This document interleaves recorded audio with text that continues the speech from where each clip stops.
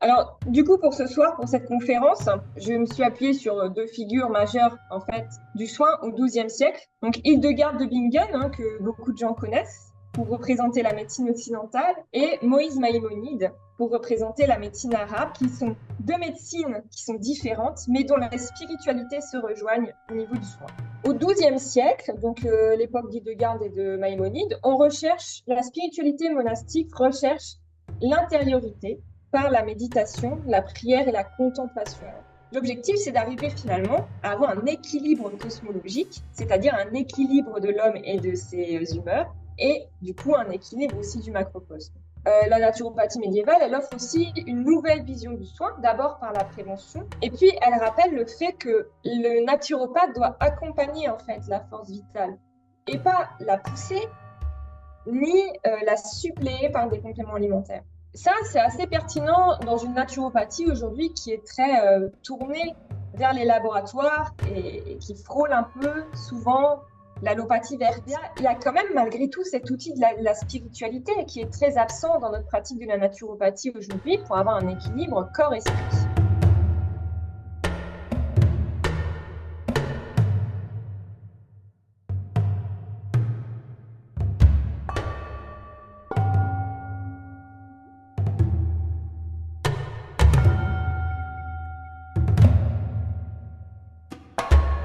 Eh bien, bonsoir, bonsoir à toutes et à tous. Merci d'être là ce soir pour cette nouvelle conférence de l'Institut de santé et sagesse intégrale, conférence avec Barbara Herbach. Bonsoir Barbara. Bonsoir. Et puis je vous explique un peu le principe de ces conférences. Depuis, j'ai créé l'Institut de santé et sagesse intégrale en 2023, début d'année 2023, et depuis le mois d'avril 2023, depuis un an et demi, nous organisons des conférences mensuelles sur divers thèmes qui ont pour sujet la convergence entre la santé et la sagesse, la santé et la spiritualité de manière plus large peut-être que simplement la sagesse. Et puis le thème de ce soir est un thème euh, qui est très intéressant, je pense, et c'est pour ça que je voulais inviter Barbara, la naturopathie médiévale. Alors, bonsoir Barbara et bienvenue parmi nous. Moi, Barbara, j'aimerais beaucoup que tu nous expliques ton parcours en fait. Comment, je sais que tu as écrit une thèse d'histoire médiévale sur l'histoire de Strasbourg, même en particulier des cimetières médiévaux de Strasbourg, et comment on passe d'études en histoire médiévale à praticienne en naturopathie, et qu'est-ce qui t'a amené à ce sujet particulier? Comment ça, on sait qu'on connaît ton parcours, mais de la naturopathie médiévale, ce qui peut paraître un peu un anachronisme d'une certaine manière. Oui, c'est ça. Alors, bonsoir tout le monde. Merci à tous d'assister à cette conférence. Alors, comment on passe d'études d'histoire à la naturopathie médiévale? Par un parcours de vie, d'abord. J'ai commencé ma carrière professionnelle par un master en histoire médiévale. Donc, effectivement, j'ai fait un mémoire, du coup, sur les cimetières à Strasbourg intramuros au Moyen-Âge. Et puis, j'ai eu un parcours de vie qui était lié à une obligation alimentaire essentiellement. Et donc, j'ai occupé des emplois au départ dans l'administration. Et en 2020, j'ai développé une maladie qui s'appelle l'urticaire chronique spontanée, qui est une maladie de la peau très invalidante pour laquelle j'étais arrivée au bout d'un parcours thérapeutique inefficace. Et c'est là, du coup, que j'ai rencontré la naturopathie qui m'a été d'un réel soutien, en fait, dans cette maladie, puisqu'aujourd'hui, je n'ai plus de plaques urticaires. Et puis, au fil de ma pratique, j'ai eu envie de faire des parallèles avec le Moyen Âge, comment on soutenait sa santé au Moyen Âge, etc. Et puis, j'ai commencé à écrire des posts qui m'ont intéressée. Et c'est là que j'ai développé ce concept, effectivement, de naturopathie médiévale. Et aujourd'hui, j'ai ouvert un institut de formation, du coup, en naturopathie médiévale. Je dis oui, on en reparlera. C'est très intéressant que tu nous expliques aussi ce que tu es en train de créer. Mais voilà, j'aimerais que tu rentres dans le vif du sujet de cette conférence. Qu'est-ce que c'est que la naturopathie médiévale? Quels sont ses objectifs? Est-ce qu'elle a des sources particulières? Comment toi tu définis cela en fait? Alors, avant de parler de naturopathie médiévale, je pense que c'est important de redéfinir ce qu'est la naturopathie pour les personnes qui assistent à cette conférence et qui ne sont pas naturopathes. La naturopathie, c'est une pratique de soins non conventionnels. C'est l'art et la science de préserver, optimiser ou recouvrer sa santé par des moyens naturels. La naturopathie médiévale, c'est un concept anachronique, hein. Il n'existait pas de naturopathie au Moyen Âge, hein. C'est pas du tout le sujet. L'idée, c'est plutôt d'introduire en naturopathie aujourd'hui, donc dans notre pratique, des recommandations pertinentes qui s'inspirent des techniques de prévention et de soins du Moyen Âge. Il y a trois objectifs en tout que j'ai définis pour la naturopathie médiévale. D'abord, enrichir notre pratique de la naturopathie en apportant des fondements historiques à notre pratique, aller vers une naturopathie plus simple, plus hygiéniste dans le soin, dans le conseil, améliorer notre vision du soin en tant que praticien, la démarche du praticien dans le soin, et puis évidemment apporter des outils, des plantes qui étaient utilisées au Moyen Âge et qui ne sont plus vraiment utilisées aujourd'hui, et la spiritualité en fait partie. La démarche de la naturopathie médiévale, c'est une démarche historique, c'est-à-dire que je ne m'appuie pas sur des écrits de naturopathes. Je m'appuie sur des archives que je trouve en bibliothèque ou dans les archives, des manuscrits, parfois en latin que je traduis, et je m'appuie sur des écrits universitaires. Donc, c'est vraiment une démarche scientifique que je mène. Et donc, je recontextualise toujours les sources que je trouve pour voir si aujourd'hui il y a une pertinence ou pas. J'ai défini à peu près 5 piliers à la naturopathie médiévale pour la calquer un peu sur la naturopathie actuelle, hein. Il y a 5 piliers en naturopathie aujourd'hui. L'holisme, le causalisme, l'hygiénisme, le vitalisme et l'humorisme. Et pour la naturopathie médiévale, j'ai défini donc 5 piliers. L'anthropologie, c'est-à-dire l'étude de l'homme médiéval dans son environnement. La thérapeutique, c'est ce qui correspondrait un peu à notre hygiénisme aujourd'hui. Le vitalisme, qui est plus profond que notre vitalisme en naturopathie. Et enfin, la cosmologie et la sotériologie, dont ce sera le sujet aujourd'hui. Et puis, 5 outils majeurs sont ressortis au fil de mes recherches. D'abord, la diététique. La diététique qui est la base du soin au Moyen Âge. Alors, qu'est-ce que c'est la diététique? Ce n'est pas l'alimentation, en fait. Enfin, ce n'est pas que l'alimentation. La diététique, ça regroupe ce qu'on appelle les 6 choses non naturelles, donc en fait la base du soin. Donc il y a l'alimentation, les boissons, évidemment. Il y a le mouvement, l'activité physique, l'activité sexuelle. Il y a tout ce qui est lié à l'air, tout ce qui est lié, donc la respiration, le sommeil et la veille, hein. Tout ce qui est lié à l'évacuation des déchets dans l'organisme, et puis tout ce qui est lié aux passions de l'âme. Et donc, ces 6 choses non naturelles forment ce qu'on appelle la diététique. À côté, il y a la pharmacopée, c'est-à-dire un ensemble. Donc, il y a aussi les onguents, les baumes, ça forme la pharmacopée. Et puis, on a tout ce qui est balnéothérapie, hygiène collective et spiritualité. Moi, ce qui, je pense, serait intéressant, là que tu nous parles un peu avec ta casquette d'historienne, pour définir un peu ce qu'est le Moyen Âge, qui finalement est une période qui est à la fois assez méconnue, assez peu étudiée, je crois même, hein. C'est pas les périodes qui intéressent le plus dans l'étude historique des étudiants en histoire et qui est aussi caricaturée. C'est-à-dire qu'on a beaucoup de caricatures sur le Moyen Âge, que ce soit des caricatures liées à ce qu'on voit au cinéma ou des caricatures qui sont liées à l'image que on en a véhiculée à la Révolution française ou liée à la Renaissance.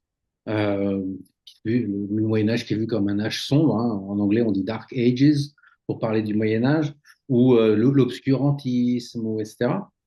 Et j'aimerais un peu que tu nous remettes un peu dans l'ambiance de ce qu'était le Moyen Âge, et en particulier la santé au Moyen Âge, qu'est-ce qu'on peut en dire? Parce que on a l'image d'une hygiène douteuse, on a l'image des grandes pandémies, des grandes pestes qu'il y a eu au Moyen Âge, et finalement on connaît peu de choses sur le mode de vie des gens à l'époque et de leur mode de vie et de leur hygiène de vie en fait. Donc, ce serait intéressant que tu nous refasses peut-être un, un rappel historique en fait de ce qu'était vraiment le Moyen Âge et de la santé, comment elle était perçue et comment elle était pratiquée à cette période. Ouais, Je sais que c'est une période qui est très vaste, hein, parce qu'on parle d'un ouais. millénaire, Alors, d'un bon millénaire, mais quand même, ce sera intéressant. ouais, c'est très paradoxal finalement parce que quand on est enfant, le Moyen Âge, c'est les chevaliers, les châteaux, les princesses qui ont des jolies coiffes comme ça, avec des voiles. Enfin, ça fait un peu rêver quand même, hein. Sinon, on n'aurait pas autant de fêtes médiévales dans les villages actuellement, hein. Et puis un jour, il y a le film Les Visiteurs qui passe par là et puis qui saccage tout, quoi.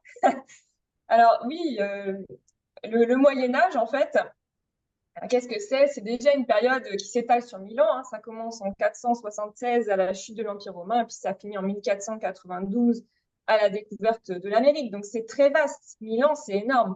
Il y a 1000 ans, là, on pourrait parler avec Hildegard de Bingen, hein. Donc le Moyen Âge, c'est très vaste. Le Moyen Âge, c'est une société féodale. Ça veut dire que c'est pas une société égalitaire, hein, c'est une société qui est hiérarchisée. Il y a des serfs, des paysans, des vassaux, des seigneurs, il y a des rois et un pape. C'est une société qui est chrétienne, hein, christianisme au Moyen Âge. L'Église, elle a une énorme incidence puisque c'est un maillage administratif dans un premier temps, hein. On est organisé en paroisse. C'est un maillage aussi qui a une incidence dans la vie de la société. On fait partie d'un groupe, on fait partie de ce maillage, de cette paroisse. On assiste aux fêtes de la paroisse, hein. On a aussi le regard de l'autre, hein, dans la paroisse, on fait toujours attention. Et puis, c'est aussi l'incidence dans la vie privée.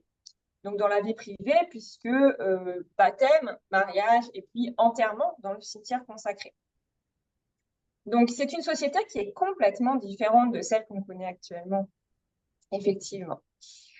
Pour ce qui est de l'hygiène au Moyen-Âge, qui reste quand même le sujet le plus épineux finalement, à chaque fois qu'on parle du Moyen-Âge, on associe ça un peu à Crasse à chaque fois. Et puis après viennent ces histoires de peste et de chasse aux sorcières. Bon. Effectivement, au Moyen-Âge, alors l'hygiène, c'est pas aussi douteux que ce qu'on croit, hein. Au Moyen-Âge, en fait, on se lave, hein. On se lave soit dans des thermes, dans les villes, hein, on a des thermes publics, on va s'y laver. On peut se laver dans des bains, dans des étuves. On peut avoir des baignoires chez soi si on est riche, une sorte de grand bac, en fait, hein. Il y a beaucoup de représentations du XVe siècle à ce sujet. On connaît le savon depuis au moins, voilà, moins 2500, ça a été inventé le savon. Donc, on le connaît depuis très longtemps. Et puis, si on est pauvre ou paysan, on peut se laver encore dans les rivières. Les textes nous disent qu'au Moyen-Âge, on se lave au moins tous les jours les parties qui sont hors des habits, donc les pieds, les mains, le visage. Et puis, on se lave complètement au moins une fois par semaine. Donc, on est plus propre qu'à l'époque moderne, hein, parce que suite à la Grande Peste, effectivement, il y a eu des pestes au Moyen Âge, mais notre époque n'est pas exempte de maladies contagieuses, hein. Oui. Euh, voilà. Donc, suite à la peste, on commence à avoir peur en fait des bains publics parce qu'on pense que ça peut euh, euh, nous contaminer. Pardon. C'est un vecteur de maladie. Il Donc, à y avait partir de ce aussi, moment-là, est-ce qu'il y avait pardon. pas aussi la peur des bains publics parce que c'était aussi des lieux qui étaient réputés un peu licencieux par l'Église? Voilà. C'est-à-dire que l'Église, du coup, en a profité pour rajouter un peu une couche là-dessus. Et donc, les bains publics ont pris fin à la fin du Moyen Âge. Mais donc, au Moyen Âge, en slave, on a des textes comme le Ménager de Paris, hein, un des plus grands textes sur la cuisine médiévale et comment entretenir son chez-soi. Où c'est un homme qui écrit à sa femme, hein, comment elle doit entretenir sa maison. Et où il explique qu'elle doit faire le ménage à l'intérieur, qu'on doit faire attention aux draps pour qu'il n'y ait pas d'insectes dessus, de puces, etc. Donc, on est très vigilant en fait sur son hygiène à l'intérieur et sur soi. La difficulté au Moyen-Âge, c'est l'hygiène à l'extérieur. Mais ça perdurera très longtemps. On n'a pas de toilette et on n'a pas tout à l'égout. Donc, on a une difficulté majeure avec l'hygiène à l'extérieur et avec l'approvisionnement en eau potable, puisqu'il faut aller à la fontaine. Donc, tout le monde utilise la fontaine, le boucher utilise la fontaine, le teinturier utilise la fontaine. Donc, voilà. L'hygiène n'était pas parfaite, mais c'était mieux qu'à l'époque moderne. Pour ce qui est de la spiritualité médiévale, enfin en tout cas de la santé médiévale, pardon. La santé médiévale, en fait, c'est la prérogative des religieux et donc des théologiens. C'est pour ça qu'on est une association santé-spiritualité et d'où l'intérêt de cette conférence. Alors, la santé au Moyen-Âge, de quoi on meurt au Moyen-Âge? Ben, on meurt en couche, on meurt mortalité infantile très élevée, on meurt d'épidémies, de famine et de guerre. Ça aussi, hein, la guerre, il y en a beaucoup au Moyen-Âge. Voilà. La médecine ou le soin au Moyen-Âge, dans le Moyen-Âge occidental en tout cas jusqu'au XIIe siècle, est de l'ordre de ce qu'on appelle la physica, c'est-à-dire l'étude du monde. Ça veut dire que ce n'est pas une pratique qui est autonome comme nous aujourd'hui, on connaît la médecine. En fait, on fait de la médecine comme on fait de la science du monde. Et c'est pour ça que la médecine est souvent reliée à la théologie. Ça fait partie d'un tout qu'on appelle la physica. C'est donc un mode de pensée du soin qui est différent. La médecine, jusqu'au XIIe siècle, c'est très différent en Occident et en la médecine arabe. La médecine arabe, elle correspond plus à ce que nous, on connaît aujourd'hui. Il y a 3 disciplines qui se succèdent dans le soin au Moyen-Âge. La diététique, qui contient les 6 choses non naturelles que j'ai citées tout à l'heure, hein, donc l'air, le sommeil, l'alimentation, l'activité physique, les évacuations du corps et les passions de l'âme. La pharmacopée et la chirurgie. Alors, la chirurgie, elle est exercée par des médecins. Il existe des médecins il existe des médecins déjà avant le XIIe siècle, puisqu'on a l'école de Salerne en Italie, voilà, qui forme des médecins. Et la pharmacopée et la diététique sont exercées par les religieux. C'est la prérogative des religieux et cet ensemble s'appelle la thérapeutique. Pourquoi c'est la prérogative des religieux? Parce qu'au IXe siècle, déjà, Charlemagne recommande, ou impose plutôt, à tous les domaines royaux, dont les monastères, d'avoir ce qu'on appelle un hortus, c'est-à-dire un jardin médicinal, et donc constitué de plantes. Une plante, au Moyen-Âge, c'est un fruit, un légume, une herbe médicinale ou une herbe aromatique. Hein. Ça va même jusqu'à être une épice pour Hildegard de Bingen. Donc, on a cet hortus ce jardin de soins, ce jardin médicinal qui se trouve dans les monastères. Et puis, les règles monastiques imposent le soin à l'autre, le fait de venir en aide à l'autre, nourrir le corps, nourrir l'âme, soigner le corps, soigner l'âme. Le soin médiéval, il s'appuie sur la théorie des humeurs d'Hippocrate. Il s'appuie aussi sur les dons de la nature, qui sont des dons de Dieu, hein, donc les plantes, par exemple. Et puis, il s'appuie sur la foi. Tout simplement parce que si vous ne demandez pas l'aide de Dieu, ça va être compliqué de guérir. Au XIIIe siècle, on a un tournant. Retour des croisés, la médecine arabe commence à vraiment s'imposer en fait dans le monde occidental. Et donc, la médecine devient vraiment l'apanage en fait de véritables médecins formés dans des universités et non plus la prérogative des religieux. Alors, du coup, pour ce soir, pour cette conférence, je me suis appuyée sur 2 figures majeures en fait du soin au XIIe siècle, c'est-à-dire juste avant ce tournant. Donc, Hildegard de Bingen, hein, que beaucoup de gens connaissent, pour représenter la médecine occidentale, et Moïse Maïmonide, pour représenter la médecine arabe, qui sont 2 médecines qui sont différentes, mais dont les spiritualités se rejoignent au niveau du soin. Alors, Hildegard de Bingen, pour la situer, elle est née en 1098 et elle est décédée en 1179. C'est une prophétesse, elle entend elle a des visions divines, hein, Dieu lui parle. C'est une abbesse de couvent bénédictin. Elle est à l'origine de ce qu'on appelle un triptyque visionnaire, c'est-à-dire des œuvres de théologie qui s'appuient sur ces visions divines. Par la suite, on lui attribue des œuvres de sciences naturelles qui ont fait un peu sa renommée dans le monde de la naturopathie. Et puis, elle est aussi la compositrice de plusieurs œuvres musicales, ce qui est pertinent pour la suite de cette conférence. Quant à Moïse Maïmonide, c'est un médecin qu'on appelle médecin arabe parce qu'il écrit ses textes de médecine en langue arabe. En réalité, il est juif. Il est né en 1138 et il est décédé en 1204. C'est un philosophe, un rabbin qui a étudié le Talmud. Il est très investi en fait donc dans sa foi. Il était rabbin jusqu'au décès de son frère. Et là, par la suite, il a commencé à pratiquer la médecine. Mais en fait, il avait déjà eu des formations auprès de plusieurs universités de médecine, plusieurs universités parce qu'il a fui les persécutions et à chaque fois qu'il fuyait, il se formait dans une nouvelle université. Et donc, c'est une figure incontournable de la médecine arabe. Le point commun de ces 2 figures par rapport à la santé au Moyen-Âge, c'est qu'ils ont une vision holistique de l'individu. La santé passe par un équilibre corps et âme, et donc par une spiritualité. Oui, donc justement, c'est le titre de la conférence, hein, en quoi la naturopathie médiévale peut nous guider vers une santé plus spirituelle. Ben justement, en fait, j'aimerais te poser la question, en quoi cette thérapeutique exercée par des théologiens en particulier, hein, moi ça m'interroge, hein, ce principe d'une thérapeutique exercée par des théologiens, parce que ça paraît tellement éloigné de ce qu'est la théologie à l'heure actuelle et de ce que sont devenus les théologiens.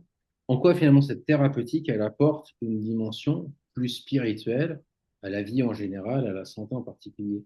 La spiritualité au Moyen Âge, c'est du ressort dans la médecine, enfin en Occident en tout cas, c'est du ressort des monastères. Alors, on exerce surtout la spiritualité dans les monastères. C'est le fait de théologiens, de grands théologiens comme Bernard de Clairvaux qui a laissé des écrits, Anselme de Canterbury aussi qui a laissé des écrits. Au XIIe siècle, donc l'époque d'Hildegarde et de Maïmonide, on recherche, la spiritualité monastique recherche l'intériorité par la méditation, la prière et la contemplation. Alors, j'aime bien cette citation de Cédric Giraud, qui est un grand historien de la spiritualité médiévale, qui dit: les auteurs du XIIe au XVe siècle ont inventé la spiritualité comme un art complet de l'intériorité, soit une manière de reconnaître la présence d'une transcendance dans l'intimité humaine et d'y cultiver l'introspection par la lecture. Eh bien oui, en fait, la spiritualité au Moyen Âge, elle passe par des lectures. Hein. La méditation, en fait, c'est le fait de lire des œuvres de méditation. Donc ça, c'est la recherche de l'intériorité, recherchée à l'intérieur de soi, pour la spiritualité. Comment ça se manifeste en fait dans le soin, cette spiritualité? Alors, pour commencer par exemple avec Moïse Maïmonide. Maïmonide, c'est l'un des premiers psychosomaticiens de la médecine arabe. Pour lui, la maladie, c'est pas seulement un déséquilibre des humeurs, c'est vraiment l'âme peut avoir des répercussions sur le corps. Un équilibre des humeurs favorise la sérénité. Par contre, des problématiques comme la mélancolie ont une incidence sur les humeurs du corps. Hein. Déjà, les symptômes de peur, de haine ont des incidences sur le corps.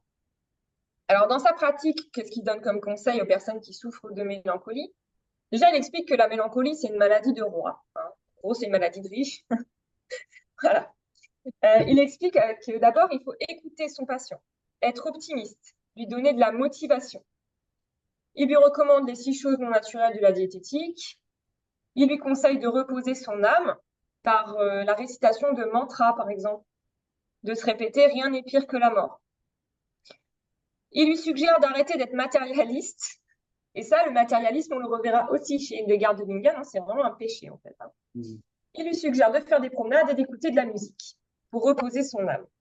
Et puis, il va plus loin. Il lui explique qu'il faut maintenant qu'il accède à une spiritualité pour guérir. La spiritualité est un soutien. Pourquoi? Parce que la maladie, la mélancolie est une maladie anxiogène, c'est-à-dire qu'on a des pensées incessantes. Et ces pensées, elles sont de 3 ordres.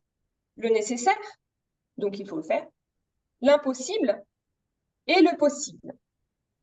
Ce qui est impossible, c'est pas la peine d'y penser. Et ce qui est possible ne devient anxiogène que parce qu'on n'a pas assez de foi en Dieu. On n'a pas confiance en Dieu. Et c'est pour ça que, du coup, on a ce genre de pensée anxiogène. Donc, la mélancolie, c'est le fait aussi de s'être détourné, en fait, de Dieu. Et en retrouvant le chemin de Dieu, eh bien, on se sent mieux. Alors, pour ce qui est d'Hildegard de Bingen, en fait, dans la médecine occidentale, pour elle, la maladie est liée à des vices. Alors, qu'est-ce qu'un vice? C'est une mauvaise action répétée.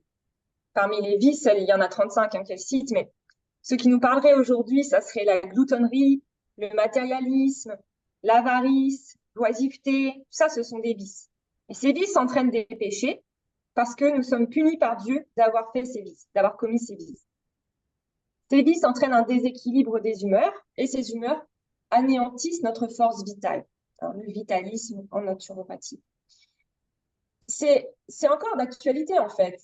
Hein, mais aujourd'hui, on ne va pas parler de vice ni de péché hein, et de punition divine, mais simplement l'excès de gourmandise fait que derrière, eh bien, on a des problématiques de santé qui vont apparaître. Et ces problématiques de santé, c'est parce qu'on a un déséquilibre de nos humeurs.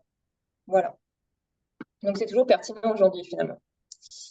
dont le soin dit de garde, ça se manifeste d'abord par un soutien en alimentation et en pharmacopée, hein, c'est ce qui a fait sa renommée en naturopathie, mais c'est aussi retrouver une ferveur spirituelle, demander à Dieu de guérir pour justement à obtenir cette guérison. Si vous ne demandez pas à Dieu, si vous ne tournez pas vers Dieu, vous ne pouvez pas guérir. Mais pour vous tourner vers Dieu, il faut aussi montrer derrière que vous allez aller plus vers la vertu.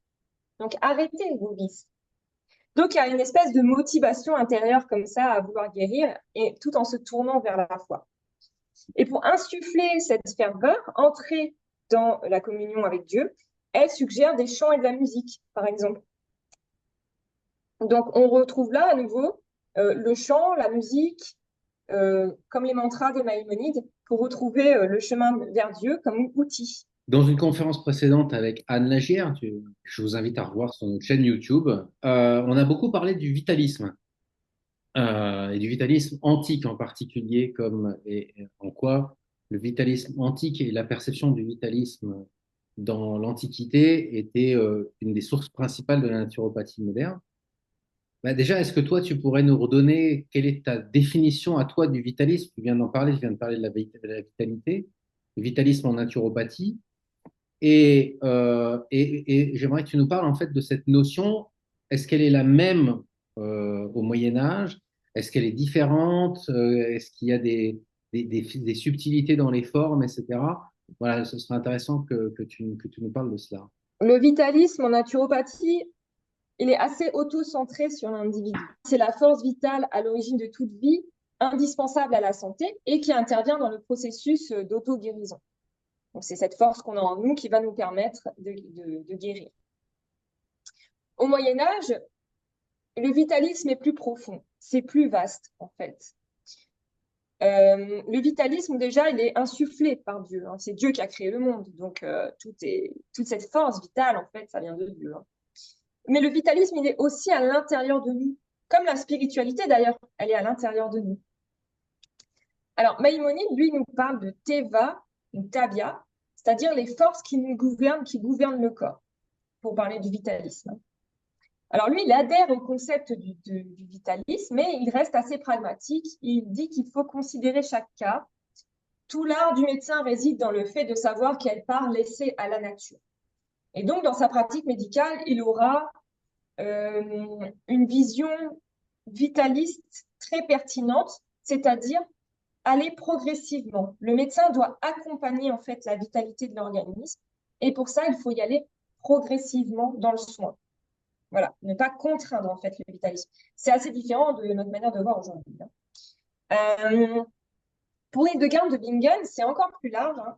Elle parle de viridité, viriditas, hein, qui est un mot très intéressant en latin au niveau étymologique, parce que vis, c'est la force, vir, c'est l'homme.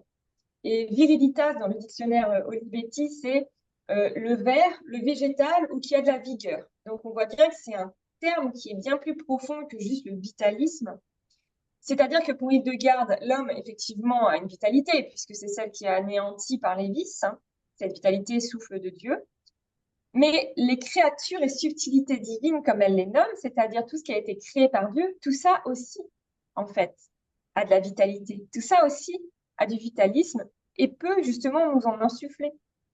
Donc, c'est un concept au Moyen-Âge qui est beaucoup plus profond, je trouve, qu'en naturopathie. Moi, j'aimerais aussi que tu nous parles de la cosmologie du Moyen Âge et son incidence dans la naturopathie médiévale dont tu nous parles.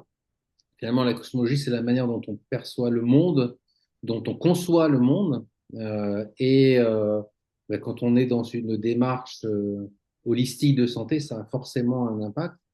Donc, quel impact a cette cosmologie particulière, la cosmologie médiévale, dans la pratique de la santé et dans justement la dimension spirituelle qu'on va trouver dans la santé médiévale? La cosmologie, qu'est-ce que c'est déjà? C'est l'équilibre de l'individu dans son habitat. Ça, c'est la cosmologie, la définition classique. La cosmologie s'appuie sur la théorie des humeurs d'Hippocrate. Il y a 4 éléments dans l'univers, hein. L'air, la terre, le feu, l'eau. L'homme, lui, est constitué de 4 humeurs liées à ces éléments. Hein. En plus, au Moyen-Âge, l'homme a été conçu à partir de ces éléments. Donc, les 4 humeurs, c'est la bile jaune, la bile noire, la lymphe et le sang. Et puis, les subtilités créatures divines, notamment les plantes, ont 4 qualités: chaud, froid, sec, humide. Et ces qualités peuvent modifier les humeurs de l'organisme. Si on est malade, eh bien, on privilégiera plutôt un aliment, par exemple, sec et chaud ou froid et humide en fonction de notre problématique et de comment on doit réguler notre humeur, qui est déstabilisée. Ça, c'est un topos, en fait, au Moyen-Âge. La cosmologie, c'est un topos qu'on retrouve assez fréquemment. Pour vous le figurer, c'est en fait un microcosme. Le microcosme, c'est l'homme, l'individu, dans un macrocosme, donc dans un univers plus grand. Et pour que vous ayez une image, pensez à l'homme de Vitruve de Léonard de Vinci. Cet homme qui est dans une roue, et ben c'est ça, c'est le microcosme dans le macrocosme. Et on retrouve ce sujet un peu, voilà, un peu partout. Par exemple, à Nini, en Italie, il y a une très belle fresque dans la crypte qui représente cette cosmologie médiévale, mais aussi dans l'Ortus Deliciarum d'Erard de Landsberg, ceux qui connaissent un peu l'Alsace et le Mont-Saint-Odile. Alors, pour Hildegard, la cosmologie, c'est donc l'homme microcosme dans son macrocosme. L'homme, c'est une imitation de l'univers. Il a été créé à partir des 4 éléments, en fait. Donc, l'homme est une imitation de l'univers animé par une force vitale, comme le reste de la création. Et puis, il y a eu le péché originel et l'homme a été déchiré entre le bien et le mal. Et donc, l'homme se retrouve en proie entre ses vices et ses vertus. Bon. Ce que dit Hildegard, en fait, c'est que les vices perturbent les humeurs de l'homme, donc le microcosme. Mais comme le microcosme et le macrocosme sont liés, eh bien, les perturbations des humeurs de l'homme perturbent l'organisme, donc perturbent le microcosme, et donc perturbent le macrocosme. Pour comprendre un peu ce concept, je peux vous donner un exemple concret. L'exemple, par exemple, d'un agriculteur, sans stigmatiser les agriculteurs, je prends juste un exemple, d'un agriculteur qui, pour vouloir avoir plus de rendement, donc là, péché matérialiste, avarice, etc., pour avoir plus de rendement, va utiliser plus d'engrais et de pesticides chimiques. Eh bien, son action de vice va avoir une incidence sur le macrocosme et donc sur les humeurs de d'autres individus. Tout est lié, en fait. C'est très pertinent. Voilà. Donc, on voit que les vices de l'homme vont entraîner une perturbation de son organisme, du microcosme et du monde entier. À l'inverse, le macrocosme peut aussi perturber l'organisme, puisque les pesticides vont nous perturber nous, mais les saisons, le fait qu'on ait un climat, les famines, etc., les guerres, tout ça peut aussi perturber nos humeurs. Donc, l'objectif, c'est d'arriver finalement à avoir un équilibre cosmologique, c'est-à-dire un équilibre de l'homme et de ses humeurs, et du coup, un équilibre aussi du macrocosme. Ça, c'est la cosmologie médiévale, la recherche constante de cet équilibre. C'est très lié aussi à ce qu'on appelle la sotériologie médiévale. Alors, la sotériologie médiévale, qu'est-ce que c'est? C'est la recherche du salut de son âme. Donc, je l'ai dit, le Moyen-Âge, c'est une société qui est chrétienne, donc on recherche le salut de son âme. La vie, du coup, au Moyen-Âge, est un cheminement avec une fin, une issue, et puis, en fait, un passage. La vie est considérée ici comme un exil. On est exilé parce qu'il y a eu le péché originel. Et le but, c'est qu'on se rende digne de pouvoir retourner, du coup, au paradis. La recherche de l'équilibre, elle passe par une vie vertueuse et équilibrée, du coup, dans notre exil. Garder l'issue de la mort en tête pour pouvoir accéder justement derrière à la vie éternelle. Alors tout ça, ce sont les théologiens qui le disent. On est d'accord que c'est pas représentatif peut-être de ce que pensent les paysans au Moyen-Âge. Là, c'est vraiment les théologiens. Donc on est en recherche comme ça d'une spiritualité intérieure qui va nous permettre ce cheminement vers la vie éternelle. Pour Maïmonide, c'est très intéressant le lien qu'il fait entre la sotériologie et la santé. Lui, il pose la question, en fait, qu'est-ce que c'est qu'être en bonne santé? Et je ne sais pas si beaucoup de monde ici s'est déjà posé la question. Qu'est-ce que c'est qu'être en bonne santé? C'est une bonne question. Pourquoi conserver la santé, en fait? Pourquoi on veut absolument conserver notre santé? Pour Maïmonide, le but de la santé du corps, c'est que l'âme ait à sa disposition des organes sains et en parfait état pour qu'elle puisse s'adonner aux qualités morales, à la science et aux qualités intellectuelles. C'est-à-dire qu'en fait, il faut faire des lectures. Il faut avoir étudié des textes. Et l'étude de ces textes va renforcer notre spiritualité et donc renforcer notre accès à une vie future, une vie éternelle. Donc la vie, elle n'est pas seulement vertueuse, elle est aussi érudite. C'est une spiritualité intellectuelle.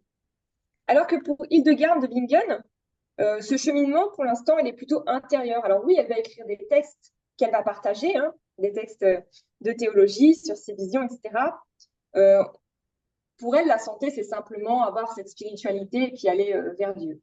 Voilà, mais c'est Dieu qui gère tout. La spiritualité médiévale, c'est un cheminement, une écriture de vie où l'existence humaine n'est qu'un exil. Elle est mue et motivée par cette issue inéluctable de la vie éternelle. Et donc, l'objectif, c'est de se préparer, en fait, à cette issue fatale. De préférence par des textes et une vie vertueuse. La question que je me pose par rapport à ce que tu viens d'exposer, c'est en quoi ce que tu définis comme la naturopathie médiévale et ce que tu essaies de transmettre offre une perspective nouvelle. Donc, on va revenir finalement à notre temps actuel, dans notre temps actuel.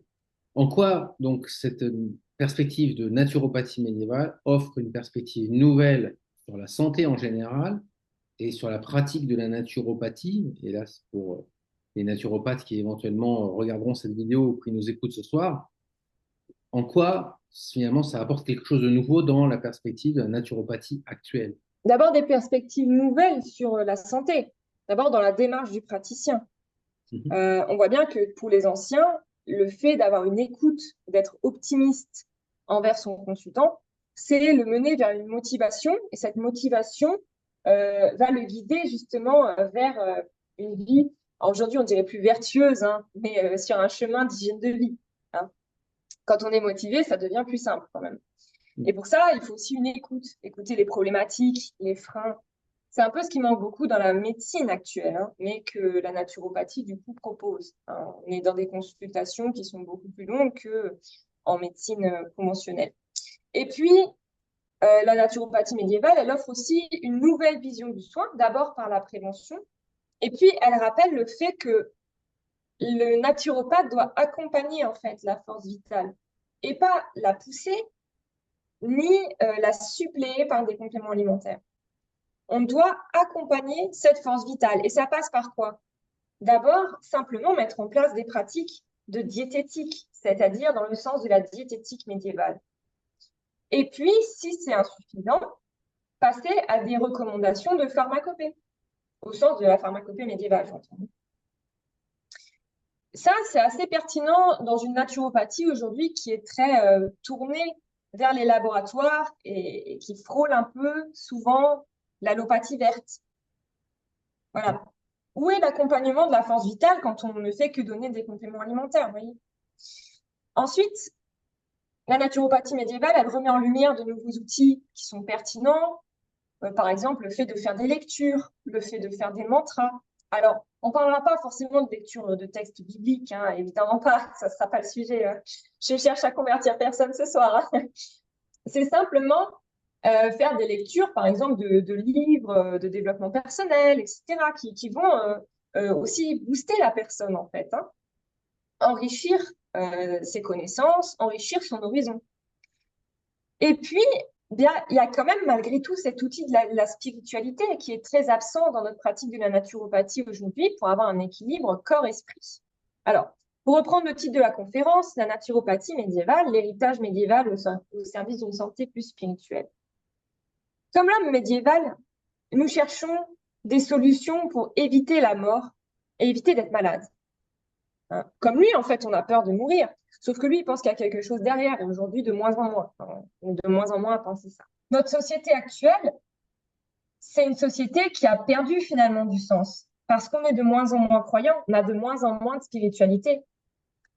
C'est une société qui est devenue matérialiste, individualiste. On n'est pas dans le sens de la vie collective comme au Moyen-Âge. Tout ça, ça a des répercussions sur notre pratique de la naturopathie, puisqu'aujourd'hui, les solutions, quand on a une problématique de santé, elles doivent venir des autres. Et donc, des compléments alimentaires, de ce que le naturopathe va dire, C'est-à-dire qu'on est de moins en moins enclin à faire un effort pour préserver sa santé, hein. On est vraiment réticent à la contrainte. On est réticent à la contrainte, ne serait-ce juste que pour des aménagements dans son alimentation, par exemple, hein. On oublie souvent d'ailleurs que dans certains pays, si on disait aux gens juste qu'on peut se soigner avec l'alimentation, ça serait du pain béni pour eux parce que l'accès aux soins est particulièrement difficile, hein. Aujourd'hui, on vit dans une société où tout est difficile, c'est contraignant, c'est difficile, j'ai pas envie de faire l'effort. Ça doit pas venir de moi. Donc, on n'a pas cette intériorité. Ça doit venir de l'extérieur. On est donc dans une société qui est finalement dévitalisée, hein. Et ça apporte avec ça des nouvelles problématiques, parce que cette perte de sang, ça apporte des nouvelles problématiques. On est stressé, on a de plus en plus de burn-out, on parle de charge mentale, de plus en plus d'ouvrages de développement personnel, peut-être pour rechercher aussi à nouveau une intériorité, de plus en plus de reconversion. Et tout ça, ça engendre des maux de santé, des déséquilibres corps-esprit. Alors, qu'est-ce que la naturopathie médiévale peut nous apporter comme outil pour enrichir la palette du praticien face à cette problématique d'absence de spiritualité? D'abord, renforcer la force vitale progressivement avec des outils comme on propose au Moyen Âge, hein, donc la diététique, la pharmacopée, la balnéothérapie aussi, dont on n'entend pas trop parler, et l'hygiène collective. Et puis, soutenir la spiritualité ou insuffler une spiritualité sans être gourou, ni prêtre, ni quoi que ce soit, mais insuffler une spiritualité, un élan spirituel pour redonner du sens en fait à sa vie. Alors, ça passe d'abord en consultation tout simplement par demander si le consultant a une foi. Si votre consultant vous dit je suis croyant, je suis chrétien, je suis juif, je suis musulman, tout simplement lui rappeler que peut-être l'exercice de cette spiritualité serait aussi un soutien émotionnel. Comme disait Maïmonide, hein, si on a confiance en Dieu, alors le champ des possibles est remis à Dieu et donc on se sent aussi plus libre au niveau de l'esprit, on est moins stressé. S'il n'y a pas de spiritualité, l'objectif, c'est pas de venir donner une religion à quelqu'un et lui demander d'y croire, hein, ça ne marchera pas. Et puis, c'est pas notre but, hein. Non, s'il n'y a pas de spiritualité, par contre, on peut enrichir le développement individuel, enrichir le développement personnel, créer une intériorité à l'individu. Et là, le Moyen-Âge, du coup, nous donne quelques pistes pour accéder à cette sérénité intérieure, cette intériorité. D'abord, des mantras, se réciter des mantras qui nous parlent. Ça peut être des citations, des chansons, ça peut être n'importe quoi. Faire des lectures, écouter de la musique qui nous plaît, qui nous parle, qui nous provoque une émotion. Faire de la méditation, donc ça, je pense, c'est ton domaine. Et puis, avoir une vie tournée vers l'autre, qui se fait de moins en moins aussi, hein. On est de moins en moins tourné vers l'autre. Et la naturopathie, au sens hygiéniste, peut peut-être aussi aller plus loin dans l'art de préserver sa santé. La préservation de la santé, ça nécessite de travailler sur tous les plans de sa vie, hein. C'est-à-dire garder un équilibre corps, esprit. Et pour ça, il faut enrichir donc son bagage effectivement spirituel. Mais pour revenir à la cosmologie médiévale, l'équilibre microcosme passe par un équilibre du macrocosme. Alors, on l'a dit, sinon, s'il y a trop de polluants à l'extérieur, ça a une incidence sur nous. Sinon, l'équilibre, il n'est pas durable. Vous avez beau préserver votre santé, si derrière, on pollue l'air, on pollue tout ce qui est votre environnement, ça sera quand même difficile de garder des humeurs stables. Le naturopathe, lui, il s'appuie sur la nature. Mais qu'est-ce qu'il fait pour elle? Le naturopathe puise dans la nature. Il puise des compléments alimentaires dans la nature. Mais qu'est-ce qu'il fait pour la nature? Est-ce que la naturopathie, elle n'a pas aussi un rôle à jouer finalement qui va au-delà du simple renforcement individuel de la santé d'un individu? Alors, finalement, je pense que je vais terminer cette conférence sur cette question ouverte. Est-ce que être naturopathe aujourd'hui, ce ne serait pas renforcer ou en tout cas contribuer à un équilibre cosmologique? C'est une excellente question qui me parle beaucoup et qui résonne en moi.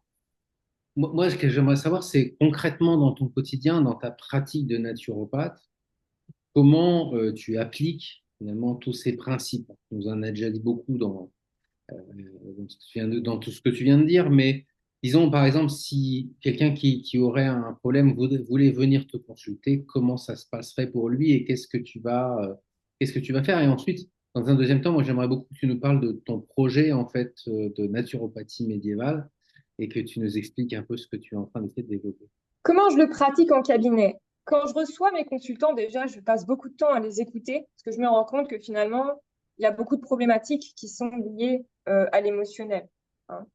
Dans une société où on perd du sens, où il y a une charge mentale de plus en plus importante, pour les consultants, c'est important d'avoir quelqu'un à qui parler, en fait. Et simplement, des fois, le fait de parler, ça débloque quelque chose. Ensuite, je cherche à les motiver à ce qu'ils reprennent confiance en eux, dans le sens retrouver une sérénité à l'intérieur d'eux-mêmes. Souvent, c'est beaucoup d'injonctions extérieures qui fait qu'ils se retrouvent dans une situation avec une problématique de santé. Donc, pour ceux qui nous regardent aujourd'hui et qui ne connaissent pas mon cabinet, je suis spécialisée dans les troubles cutanés. Et donc, les troubles cutanés, c'est beaucoup d'émotionnel. En fait, l'accompagnement, déjà, en tant que tel, du consultant, se fait par l'écoute et puis c'est progressif au cours de plusieurs entretiens qui se suivent. Plusieurs entretiens où, à chaque séance, je vais donner des recommandations d'hygiène de vie sur un thème différent qui correspondra à la problématique de la personne pour que derrière, elle ait des outils pour pouvoir corriger son hygiène de vie et que ça lui dure par la suite. Ça peut être l'alimentation, des outils de gestion du stress, etc. Et puis, je lui donne des conseils pour qu'elle puisse enrichir son intériorité. Alors, je ne le présente jamais comme ça parce que ça pourrait faire peur, mais enrichir sa sérénité, on va dire. Pour ça, je donne des exercices, par exemple. Donc, à chaque séance, déjà, il y a un exercice, hein. Je donne comme exercice, par exemple, le fait de lister 5 mantras pour la prochaine fois. Trouver 5 mantras qui nous parlent dans une situation donnée. Je recommande des lectures ou des reportages. J'aime bien recommander des reportages de Arte qui éclaircissent en fait l'horizon, montrer qu'il y a d'autres choses. Il n'y a pas simplement les compléments alimentaires, on peut avoir beaucoup d'autres choses. Ça peut être aussi, alors je conseille rarement la musique, j'ai pas assez l'oreille musicale pour savoir ce qui va plaire ou pas à mes consultants, mais ça peut être une piste aussi. La musique, ça peut aussi être les bols tibétains, par exemple, hein, l'énergie vibratoire. Voilà, donc tout ça, ce sont des choses que je recommande. De faire partie, par exemple, d'une vie associative, en faisant, par exemple, du yoga, une activité physique dans une association, pour rencontrer quelqu'un, pour rencontrer l'autre, pour avoir des échanges humains en dehors d'un cadre familial ou dans un cadre professionnel. Donc ça, c'est vraiment des recommandations que j'applique en cabinet, en plus d'accompagner la force vitale pour renforcer l'organisme en vue de la problématique par des choses simples et hygiénistes avant tout. Pour ce qui est de la diététique au Moyen-Âge, hein, donc j'ai cité les 6 choses non naturelles, il faut savoir que les plantes simples, par exemple l'ortie, c'est de la diététique. À partir du moment où on fait une combinaison ortie-plantain, ça devient de la pharmacopée. Donc je commence toujours par la diététique. Parfois, j'associe de la pharmacopée quand la souffrance est trop là, hein, avec quelques compléments alimentaires, mais l'objectif, c'est vraiment ça, rééquilibrer une hygiène de vie et accéder à une sérénité. Alors, je ne sais pas si j'ai des consultants ce soir qui assistent à cette conférence, mais j'ai une de mes consultations qui s'appelle l'art d'être égoïste, par exemple. Voilà. Donc, l'objectif, en fait, c'est d'apprendre à renforcer son intériorité, retrouver une sérénité, être en équilibre, en fait, avec soi-même. Voilà. Alors, du coup, au quotidien, j'ai mon cabinet et puis je mène mes recherches aussi de naturopathe médiéviste, hein. Donc, je vais dans des bibliothèques, je fais des recherches d'archives, je fais des lectures d'œuvres universitaires. Et là, effectivement, récemment, j'ai fondé mon institut de naturopathie médiévale où je propose des formations, alors soit pour les curieux, soit pour les naturopathes déjà en exercice. Et les premières formations commenceront en octobre, mais il y a déjà les préinscriptions ouvertes. Je voudrais te poser une question plus personnelle. Oui. Est-ce que toi, tu as une pratique spirituelle dans ta vie et en quoi cette pratique, si c'est le cas, influe en fait dans ta pratique de naturopathe? Alors, j'avais pas forcément de pratique spirituelle dans mon ancienne vie, c'est-à-dire celle que j'avais avant l'urticaire. Et puis, j'ai vraiment retrouvé le chemin d'une spiritualité après la maladie, quand j'ai commencé à apprendre à lâcher prise. Alors, cette spiritualité, elle se manifeste pas en tant que chrétienne pratiquante, mais en tout cas en tant que chrétienne croyante. Et j'aime beaucoup me ressourcer dans des lieux. Voilà comment ça se manifeste, hein. J'aime beaucoup aller au Mont-Saint-Odile, pour ceux qui connaissent, en Alsace, me ressourcer, passer des après-midi là-bas. Euh, Pas forcément, d'ailleurs, j'assiste pas à la messe, hein, mais simplement y être. Ressentir en fait cette spiritualité issue de la nature.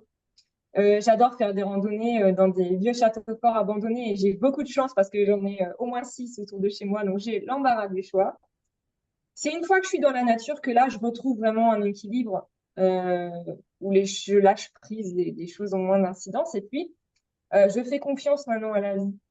Je n'ai plus peur. Je pense que ça aussi, quand je travaillais dans ces différents postes administratifs, j'avais besoin toujours de contrôle, contrôle, contrôle, parce que bah, j'avais pas forcément cette intériorité, cette sérénité en moi. Et la confiance, hein, dont parlait Maïmonide, hein, du possible, tous les scénarios de l'ordre du possible.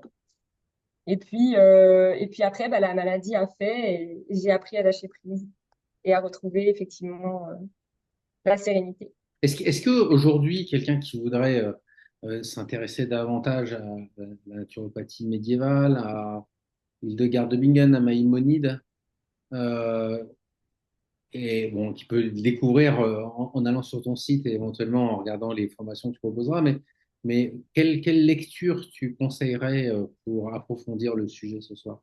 Je m'attendais un peu à cette question.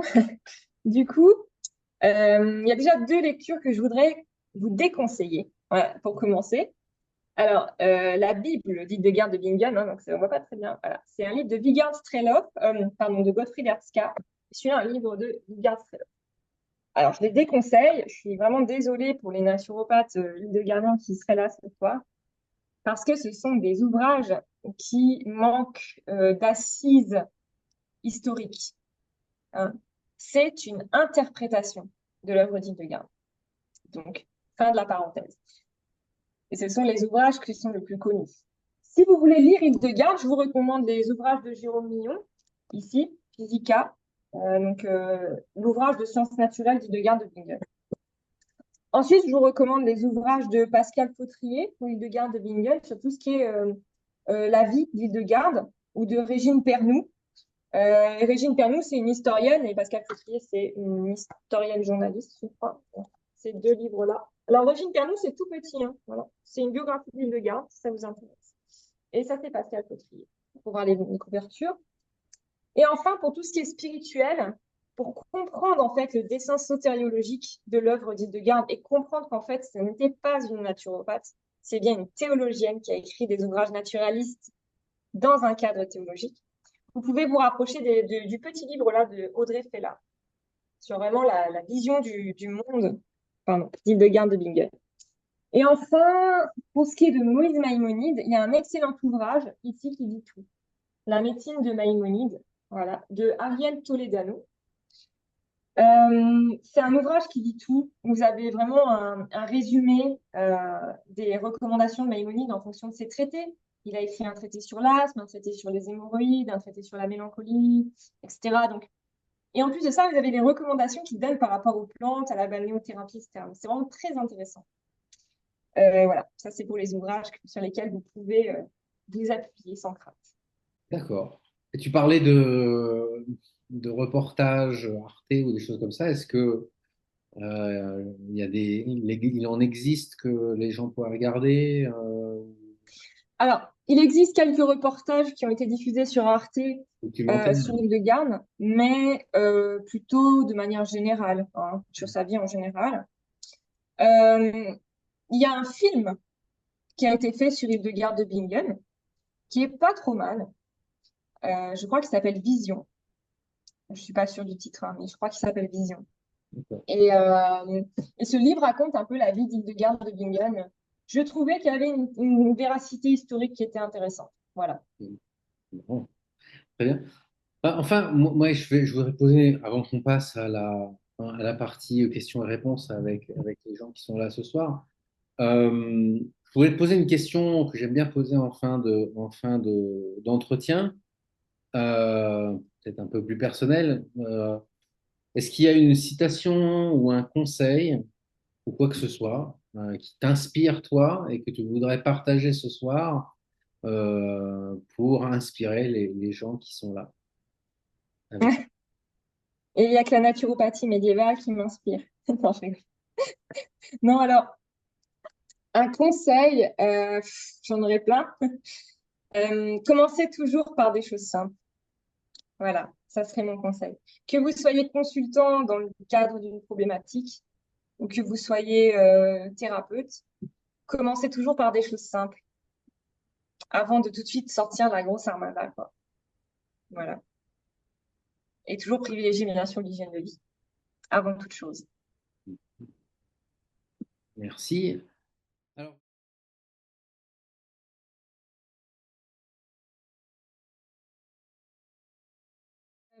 Hildegard de Bingen, elle parle pas vraiment du jeûne, elle parle de diète, en fait. Et la diète, c'est pas se priver complètement de nourriture. C'est continuer de manger, mais manger très très simplement, comme quand on mange pendant les journées. Ce que je pense du jeûne, moi, à titre personnel, en tant que pratiquant, que naturopathe, hein, praticienne en naturopathie, moi, je ne suis pas favorable au jeûne. Je suis pas favorable au jeûne parce que pour moi, on n'est pas dans la démarche de rééquilibrage d'une hygiène de vie. Et mon objectif, c'est que mes consultants, ils apprennent d'abord à manger sainement et à retrouver du goût de manger sainement avant de passer à quelque chose qui devient vraiment, vraiment là, considéré comme une contrainte, presque une médication. Donc, je suis d'abord favorable au rééquilibrage par l'alimentation et puis, souvent, j'ai déjà des résultats juste avec ça.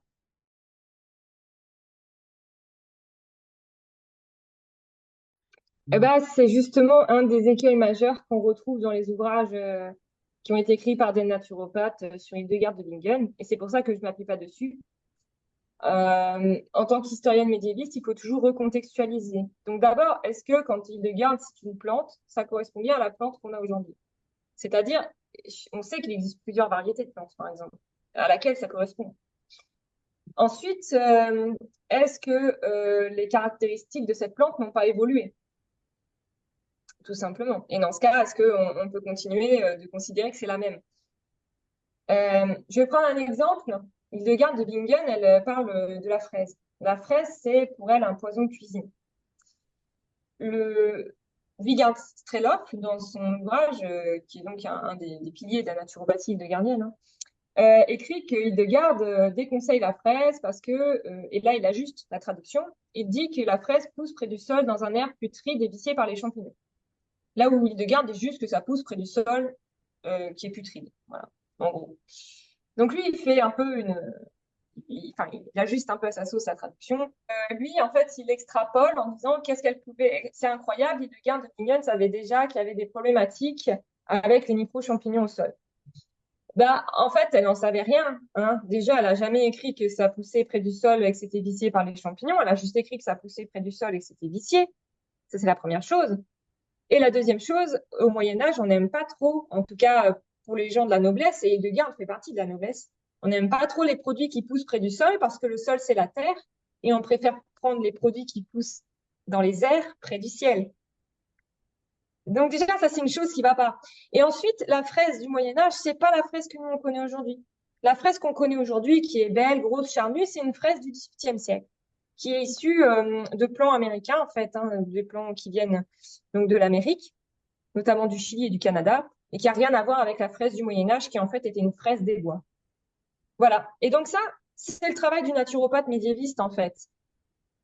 C'est pas de prendre des œuvres au pied de la lettre.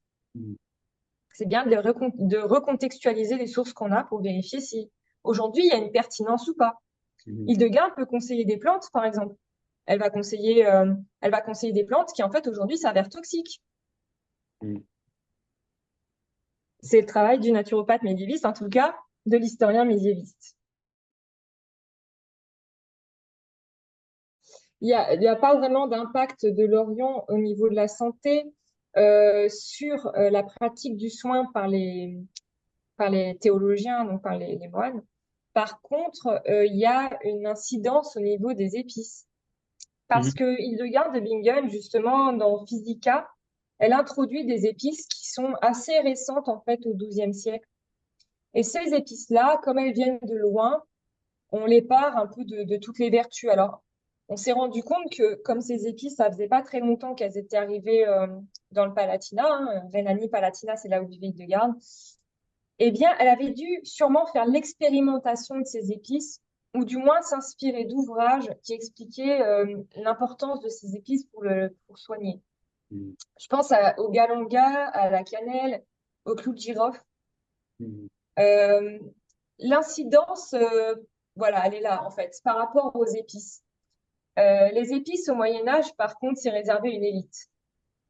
Les épices, c'est hors de prix, hein. Le kilo de clou de girofle, c'est plus cher que l'or. Donc, c'est vraiment pas, c'est vraiment pas anodin, hein. Le fait que derrière, alors en plus, faut pas oublier que les théologiens ils vivent dans des monastères. Et dans les monastères, normalement, on n'en sort pas. Hildegarde, c'est l'une des seules à avoir pu voyager sur la fin de sa vie pour prêcher. Mais normalement, dans les monastères, on ne sort pas, c'est les livres qui viennent à vous, ou l'information qui vient à vous, ou les échanges de lettres. Mais en tout cas, voilà, l'incidence de l'Orient, elle est plus là pour les épices. Et puis, l'influence de la médecine arabe, elle viendra après, avec les croisades.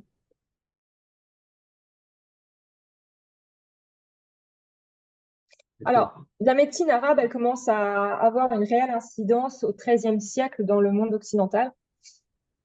Au monde occidental, c'est-à-dire que les croisés reviennent des croisades et rapportent ce qu'ils ont vu.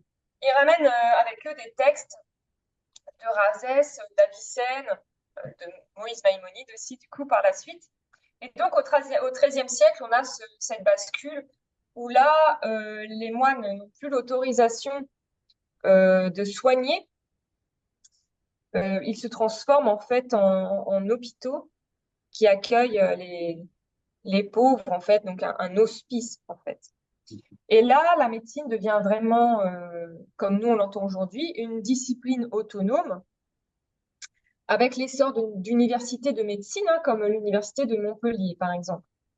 Et on commence à avoir une médecine tout à fait pertinente au niveau de l'hygiène de vie, comme nous on l'entend aujourd'hui.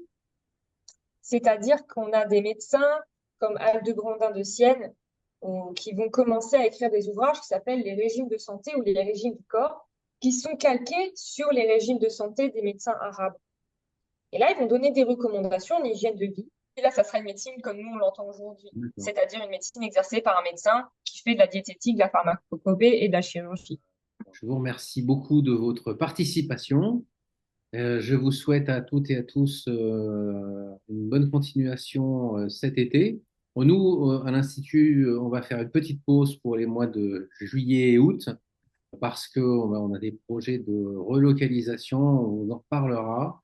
Et puis, on se retrouvera en septembre pour la prochaine conférence où on va parler du bonheur et on va parler du savoir si le bonheur ne serait pas un nouveau paradigme pour nos sociétés. Et on va parler du bonheur national brut avec une personne qui s'appelle François Lopez et qui est membre d'une association qui s'appelle le Centre BNB France, qui vise à, à- à implanter en France les principes du bonheur national brut qui existe déjà dans un petit royaume bouddhiste d'Himalaya qui s'appelle le Bhoutan. Ce sera le 11 septembre prochain. Et puis d'ici là, je vous souhaite un merveilleux été. N'hésitez pas à aller découvrir les activités de Barbara qui sont passionnantes, je pense. Et puis, je vous souhaite à tous et à toutes des bonnes vacances si vous avez des vacances, un bon été, en tout cas au minimum. Voilà, merci à tous, au revoir, Merci à bonne tous. soirée. Au revoir.